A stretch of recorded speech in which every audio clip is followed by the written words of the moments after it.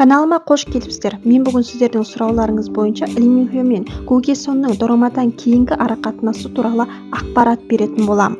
Алдымен каналға тіркеліп, лайк басып өтіңіздер.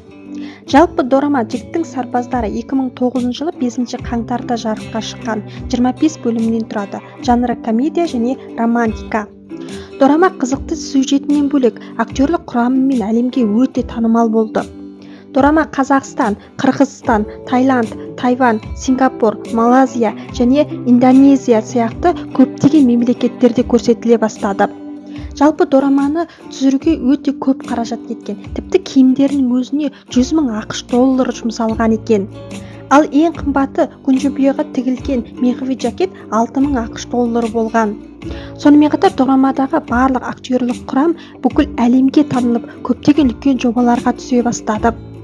Тіптен жанкүйерлер актерлердің рөлдеріне сенгені соншалық дорамадағы әрбір жұптың шынайы өмірде де кездесетіндіктеріне сенімді болған. Әсіресе Күнжібие мен Ким Чан Дидің рөлін сомдаған Ли Минхё мен Ку Хе Сонның шынайы өмірде кездеседі деген ақпараттар тараған. Тіпті олардың жасырын түрде үйленіп алды деген ақпараттар да шыққан. Тіптен актерлардың жалған үйленіп жатқандағы фотоларын, видеоларын да тарата бастаған.